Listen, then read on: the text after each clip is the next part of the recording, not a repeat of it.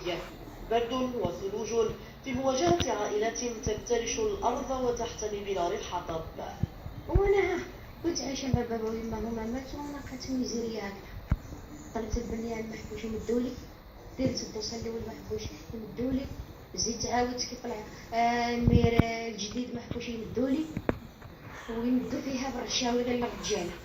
الأطفال يعانون الأمرين في فصل الشتاء، وحتى دخان المدفأة يخنقهم. أنا كي نقرا ما ندوخ، كي ندوخ ساعات وكي نغلط من هذاك الريحة تاع المازوت وراها كي نتقب تاع هذاك فرن ومن تحت لكن ندوخو. شوف احنا فرن واحد تاعنا يمسحوا الأساس باش ما يغلقوش مليح، كي ما يغلقوش مليح تخرج لنا الريحة وبعد ولينا دخان في القسم. أمان العائلة لا تتعدى الحصول على إعانة بناء الريفية.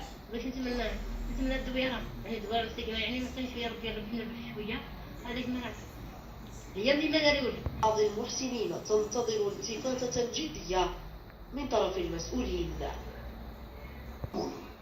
كل الدينات اللي إلي عندهم سامح فيهم. كفو يا أبو أحمد. وأنا من عندي كمان سامحته. مشكور منا أنه ينداء وتحل عليه هيك مصيبة، إذا ما وقفنا مع بعض. ليش اسمنا حارة وحدة؟ كتب من إحنا ما عملنا شيء، هذا كله من فضل رب العالمين.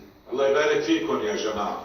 نقص العلاج تاعهم لازمهم علاج بعد، يعني راني متوخرة ياسر في العلاج، على الأقل لازمهم رياضة مستمرة ورياضة يعني تكون مختصة. ماذا بيا البلايص اللي راهي مختصة بهذا الشيء هي اللي توقف معايا، والسكن يعني بصفة خاصة يعني كان صح وعود من المسؤولين، ولحد الساعة ما بان حتى شيء، وكاين مساكن راهم توزعت وكاين اخرين يعني داو حقهم في السكن، اما انا مازال ما كاين والو، رغم انني في غرفة واحدة مع 6 3 يعني 3 راهم في حالة يعني كيما راكم تشوفوا فيها.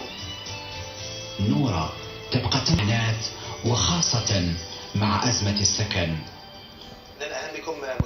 Au symbole de la République et l'Arc de Triomphe, qui a été totalement saccagé, il y a eu cette fameuse statue qui a été détruite. Quel symbole on donnerait si une amnistie était aussi accordée à ces gens-là? Moi je me souviens d'Yann Brossa à l'époque. Personne sur ce plateau ne propose une amnistie pour les gens qui sont rentrés dans la... J'étais pas à côté de vous. Attendez, moi je ne la propose pas plus que je ne propose une amnistie pour... Attendez, moi je pourrais peut-être revenir sur le sens de l'amnistie, si vous me permettez. Mais moi je me souviens d'une chose, je voudrais juste vous rappeler un souvenir un peu ancien, à l'époque où il y avait une amnistie après les présidentielles pour les infractions routières par exemple. Est-ce que vous vous souvenez comment on roulait les mois qui précédaient? C'était quand même terrible. Il y avait Des amnisties pour les délits commis dans le cadre des mouvements sociaux.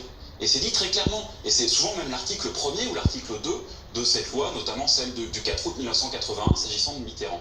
Et c'est très intéressant, c'est-à-dire que tout type de délit, pas les crimes, hein, attention, les délits, y compris les violences, sont amnistiés, y compris par Valéry Giscard d'Estaing, puis par des coups de matraque et une répression judiciaire. Moi je pense qu'une amnistie n'est pas un blanc-seing donné à des gens qui commettent des délits, mais pas du tout.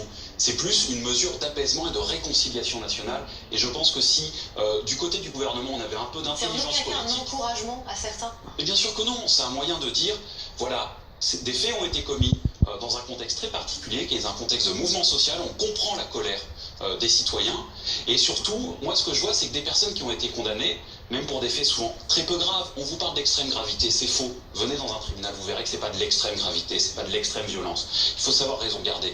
Et bien des gens qui sont condamnés même à de la peine de prison avec sursis peuvent se voir, toute leur vie peut être imputée par cette condamnation parce qu'ils pourront pas accéder à certains emplois ou certaines choses. Voilà.